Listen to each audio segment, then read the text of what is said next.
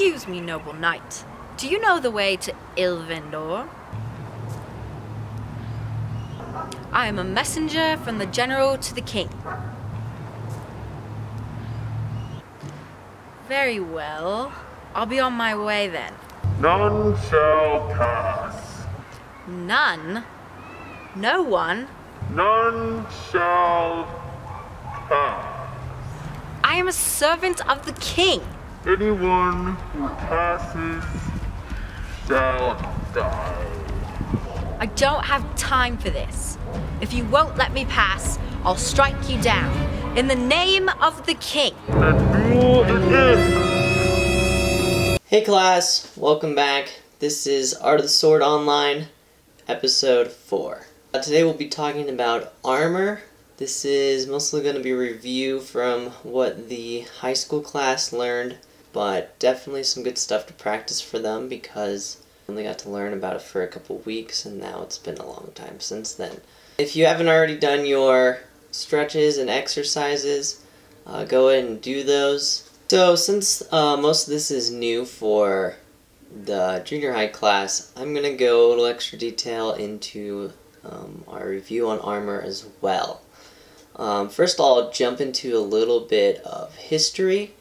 I think I'm going to go into some European history and then also some Japanese history. And I'll also probably assign some work to you guys to research a specific type of armor like you did with the shields. So, European history. Up to the 5th century, there was essentially two armor types. There was the barbarian armor and the classical armor. The barbarian armor was mostly made up of leather and chainmail, and the classical armor was mostly made up of brass and iron. From the 5th to about the 14th century, chainmail was used and advanced. And chainmail was essentially one of the greatest pieces to the armor. Essentially what chainmail protected you from was any kind of cutting or slashing attacks.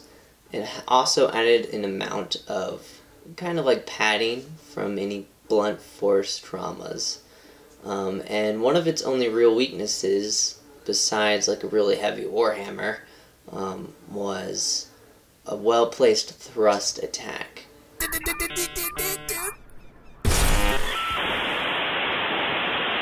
Later in more like the 12th century, there's more materials getting added onto the armor set to help reinforce and protect the chainmail. And one of those things that's notable is the gambeson, which would go underneath your chainmail. And it was kind of like a really thick, heavy, padded long coat. And this added extra protection against blunt force trauma, and even by itself could protect against a lot of different attacks, including slashing attacks. But then again, even the thrust attacks still remain to be one of the greater weaknesses of the armor sets, the chainmail. So towards like the 13th and 14th century is when you were getting a lot more of your plate armors, and this is commonly referred to as the coat of plates. And this got developed more and more and more all the way up through the 15th century. In the 14th century, the chest plate armor got additions like greaves for the legs and vambraces for the arms and little extra pieces that were going to help protect your limbs and other portions of your body. And the 15th century was essentially the height of plate mail. So the idea of plate mail was to help stop thrust attacks, mostly. I mean, it also diverted blunt force traumas as well as slashing attacks, but a lot of plate armor eventually got to the point where they were making it kind of almost like aerodynamic to a degree, so that when things like arrows or crossbow bolts or spears were flung or shot at the knight or a person in their armor, those things could deflect off instead of getting the brunt force of that point head. So in that 15th century, the height of the play mill followed through with basically two different schools. And I kind of mentioned this earlier where there was two main different schools of fencing. And this was similar. So there was the Italian and then the German. And in that late 15th century, there was essentially three different types of armor that you would see. There was battle armor, there was ceremonial armor, and there was tournament armor. Each was specifically designed for its own purpose. So the battle armor was obviously for real battles like wars and whatnot. Greaves or vambraces covering limb parts, a chest piece, maybe a helmet, and then they probably had some chainmail variants, maybe a gambeson. Then the ceremonial armor wasn't really ever used for combat at all, and those were the armors that you would usually see that had like a lot of designs and gold plating and things on them. Those were usually for like lords to wear for ceremonies or events. And then the last one was the tournament armor, which is oftentimes a little more what you see when you think of like a knight. Those were the armors, you're like heavily covered. The shoulder plates usually came out way farther over the chest, which created the mobility really badly oftentimes. Basically the idea of most tournaments was like jousting, so you would just be on your horse, you would have your spear and your shield, and you would try to hit the other person. So you wanted as much protection as possible, but you weren't necessarily moving around a lot. Basically at that 15th century, that was considered to be the pinnacle of the plate armor. That is usually called the Maximilian. Alright, so now I'll just briefly talk about Japanese armor. One commonly misunderstood thing is a lot of people think that Japanese armor was made out of wood or bamboo. This was pretty much never the case, except in some cases in the earliest centuries. So the materials were either leather or iron, and in some later periods, steel. What made them look like made out of wood was actually from the lacing cord as well as the lacquer that was put on the armor. There's kind of considered to be two different ways that you can categorize armor. You can categorize them by their construction, or you can categorize them by their age. So if you're categorizing them by their construction, there's essentially three large groups that you go by. There's scale armors, lamellar armors, and full plate armors. Now if you are categorizing them by their age, there is the ancient armors, the classical armor, and the modern armor.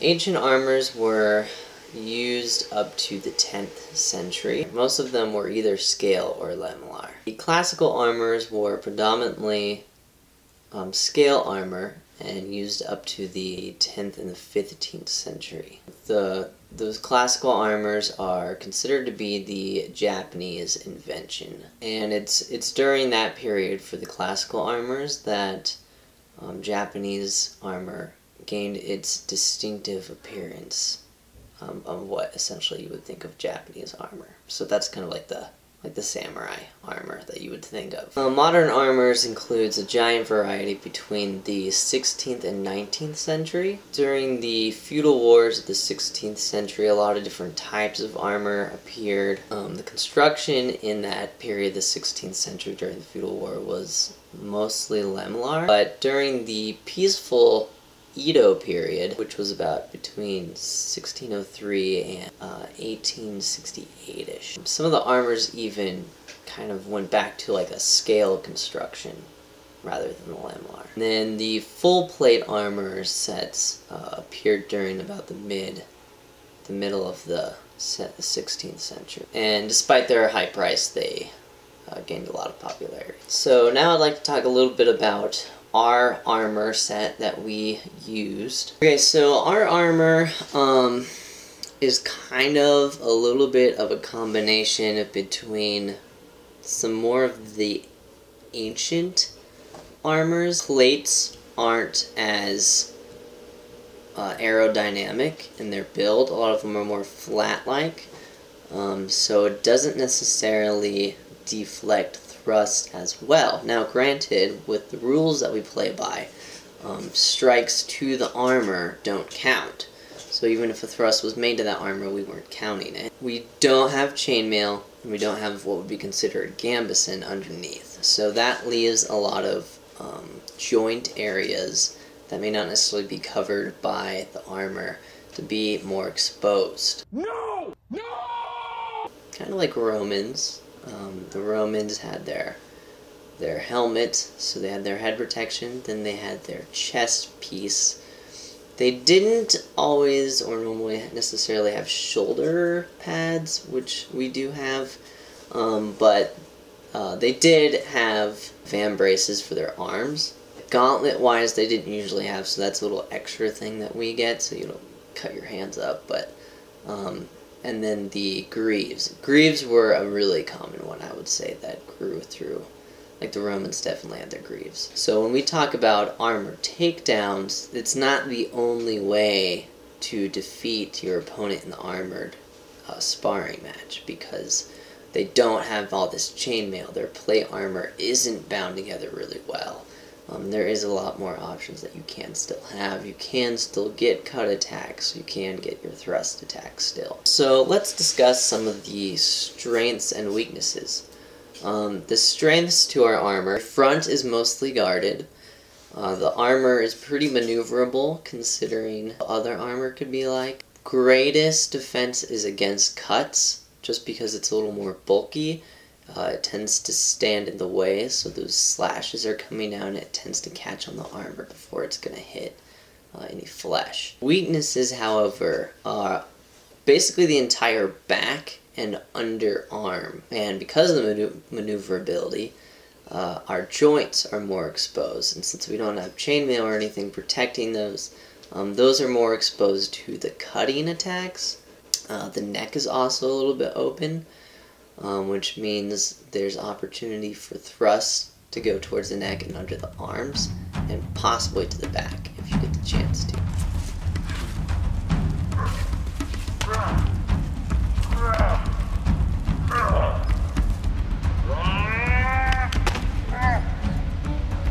Aha! Victory is mine. What are you doing? I cut your arm off. No, you didn't. Yeah, I did. It's over there. Just got a scratch. It's not a scratch. I've had worse. Now let's discuss sorting techniques. The reason why we focused in on half sorting guards and techniques for the armor fighting is because since it's much more difficult to actually get a strike on an armored opponent, you're going to have to really get in there, and you're probably going to get into the bind. This is especially true for when you're fighting in armor, because you're going to get in binds a lot, and you're either going to go for takedowns or breakaways, or you're going to try to attack them and get like maybe a thrust, or to pull your sword down into an exposed area on them like a limb. Having a half sorting guard where you're already prepared in the half sorting means that your opponent is less likely to just overpower you because you can already be ready in the half sorting position. So there's the upper snake guard, there's your short guard, there's the B guard. There's the true cross guard, and then there's the arrow guard. So each one of those guards has a different purpose. Usually the way I like to imagine like what is the guard going to be best for is which foot is forward when you use the guard. So any guards that have the left foot forward, most likely going to be a little more offensive guards. So then there's your right foot forward stance, which is what I like to consider to be more of a defensive guard. Okay, so the short guard in a left foot forward or right foot forward stance, depending on what you want to go for. In this case, instead of having two hands on your handle, you'll have your right hand on your handle, offhand more in the center of the blade. From here, you're more focused on thrust, or you can also enter into a bind and still have pretty good power there. Next, we'll go into the upper snake. So the upper snake is still similar to like what we talked about with the spear. So the spear, you had it up, but you're staying crouched, and you want to still have your guard more centered actually. In this case, it's pretty similar still. You still stay crouched, but you have your offhand a little closer to the point. Still use it to get a thrust maneuver around your opponent. We'll go into the arrow guard. The arrow guard is similar to the short guard, however this one should be left foot forward. So this one is more of like a offensive. And this one's about keeping a little distance from your opponent. Your sword is held back a little more, so instead of having it more out like the short guard does, you have it a little closer to your side. From here, you can shoot out your sword like an arrow. Then we'll kind of go into some more, a little more defensive guards. So there's the true cross. This one is kind of similar to the window guard in the degree where you're turning and showing your back almost to your opponent. Here what you want to do is when they attack you, you pass forward with your left foot as you bring in your guard. Try to go into a bind, essentially. The B guard is what we're calling it. So the B guard is right foot forward. In this case, you're facing your opponent more, and your offhand is more towards the center of your sword. This can be better for parries, and you can still go into the bind with it. You may not necessarily need to pass forward when you're doing your defensive measures, but you always still can. Come on, you.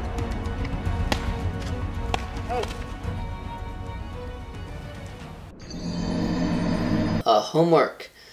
For homework, I want you to research a specific armor. So it could be from any kind of nation or culture. Follow what they did with armor.